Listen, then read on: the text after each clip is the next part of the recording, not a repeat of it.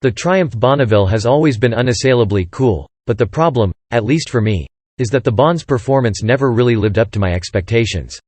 It's not that the Bonneville rode poorly, it's just not as engaging as it could be. That's where the 2022 Triumph Speed Twin comes in. The Speed Twin is like a super Bonneville. It blends classic looks with modern braking and suspension components, not to mention a total sweetheart of a parallel twin engine. It's a near-perfect everyday motorcycle and one of my favorite bikes I've ridden in the last few years.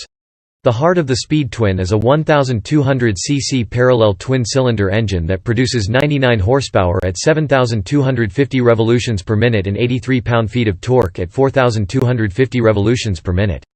These figures are up considerably from the standard Bonneville T120, which only manages 79 horsepower and 77 lb-ft. Most of that power comes from a compression bump from 10:1 up to 12.1, and this goes a long way towards making the Speed Twin feel as potent as it does. The Speed Twin has a 6-speed sequential transmission that slips between gears with accuracy and minimal effort. Being old school in nature, the Speed Twin lacks a quickshifter, but luckily the clutch requires a fairly light pull at the lever and is easy to slip, making it very nice to use. The Bonneville has always used a relatively old-fashioned suspension setup with dual shocks at the back. The Speed Twin continues this tradition but benefits from upside-down Marzocchi forks up front, which helps to keep the front end under control and improves the bike's ride quality. There is nothing especially fancy on offer here, but it all works well enough, especially given the Speed Twin's cushy saddle, which helps take the edge off any bumps the suspension can't handle. I'd very much like to see some adjustable suspension components, such as those from the Thruxton RS, make their way to the Speed Twin, which would take a good, fun bike and make it a real performer. Brembo brakes are used up front while Nissan stoppers are found out back. The dual front M54 piston calipers look plenty rad and work exceptionally well as they grip 320mm discs. The single rear caliper is a 2-piston unit and clamps onto a 220mm disc.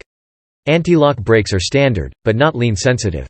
Brake fade isn't an issue, even in spirited riding, and there is plenty of feel at the lever to help make modulation a breeze. Also standard are a traction control system and user-selectable ride modes called Sport, Road and Rain.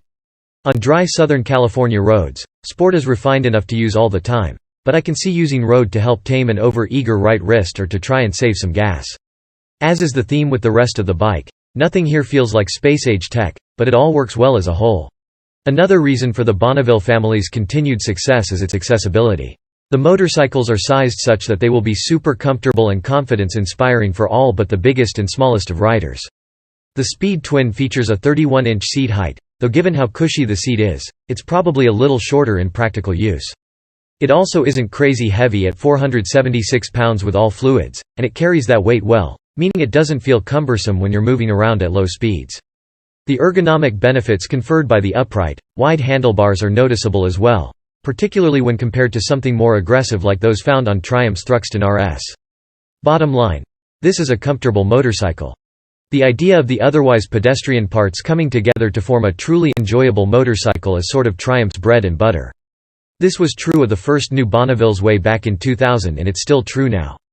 Combine that with Triumph's continually excellent build quality and the Speed Twin's reasonable $12,500 price tag, and you've got a bike that will continue to attract new and returning motorcycle enthusiasts. The 2022 Triumph Speed Twin absolutely knocks it out of the park, and it's a motorcycle I wouldn't hesitate to recommend to anyone.